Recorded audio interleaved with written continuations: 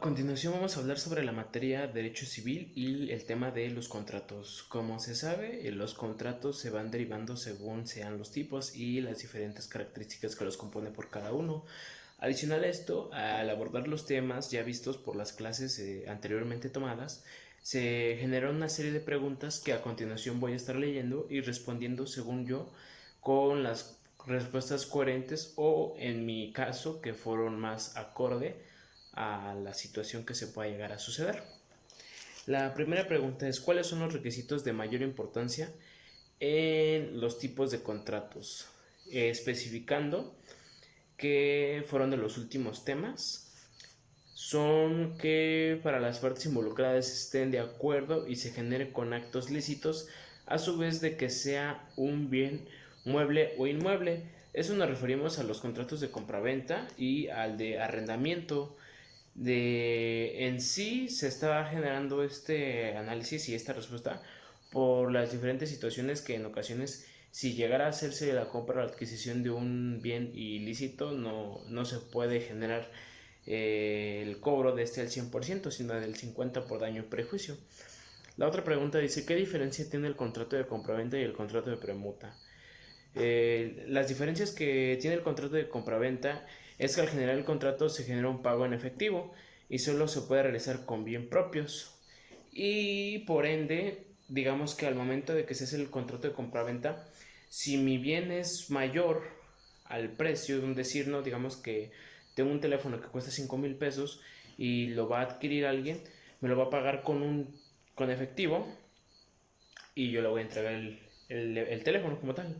el bien. Pero si fuera de un contrato de permuta, un ejemplo, si los dos teléfonos valen, no sé, el mismo precio de 5,000, simplemente es un cambio, pero digamos que uno está más dañado, entonces se genera un pago diverso que genere una equivalencia al mismo precio. Si se supone que el valor comercial es de 5,000 de los dos, pero no está dañado y le piden 100 pesos de más, pues entonces ahí es donde se genera el contrato de permuta. La siguiente pregunta es: ¿cuál de los dos consideras de mayor importancia y por qué? Considero que los dos son demasiado importantes debido a que por lo general se ven hoy en día constantemente y más en las redes sociales cuando buscamos algún producto. Por lo general se les llama, pues ahora sí que,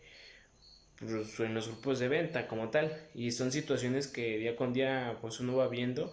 y las cosas se van actualizando, y a mi punto de vista pues el contrato de compraventa es uno de los más comerciales y si lo ponemos en ese punto sería ese. Otra pregunta o inciso dice: explica los ejemplos del contrato de arrendamiento. Explica con ejemplos el contrato de arrendamiento. El contrato de arrendamiento es aquel en el cual se involucra a dos partes, donde una de ellas da un uso temporal de alguna cosa a cambio de un bien monetario, como los pagos de servicio básicos o de una casa. Esto se puede ver como un ejemplo cuando nosotros, lo voy a poner en un sentido de cuando generamos el pago de algún servicio de entretenimiento,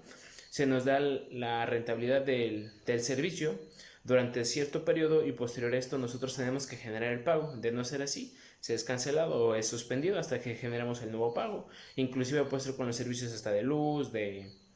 incluso del gas, si es que se puede generar así, de no sé, qué otro podría ser cuando también es un contrato de una casa, se nos empieza a pedir ahora sí que una manera de comprobar ese pago, y esos son los ejemplos que se pueden demostrar.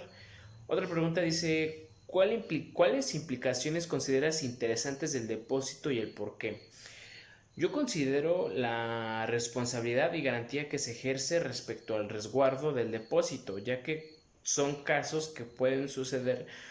con la vida profesional como diaria. Es decir, cuando nosotros generamos un depósito o guardamos dinero en un banco, se genera un contrato en el cual el banco especifica que automáticamente, mientras esté avalado y esté controlado por el IPAP,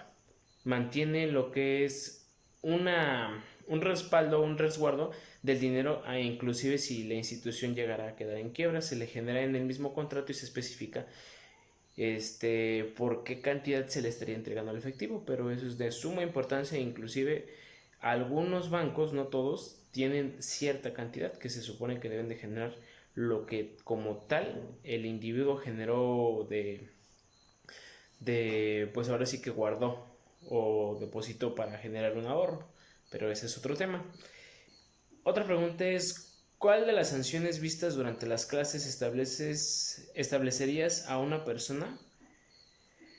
que presta servicios en forma de profesionista que no cuente con título y por qué? Pues yo veo el dar una retribución a generar el pago en caso de algún trabajo imperfecto y que al mismo tiempo de que quedara a llegar mal, pues se tiene que dar una retribución económica o en el determinado caso pues no pagar por el trabajo. Otra pregunta nos dice, ¿por qué consideras necesario conocer las causas de anulación de contrato? Considero que es importante tener en cuenta las causas de anulación de contrato porque son situaciones que se viven como vida profesionista e inclusive en los días a días cuando nosotros queremos hacer la cancelación de algún contrato, a su misma vez cuando generamos la atención de algún profesionista como tal o algún trabajo, se puede variar. Y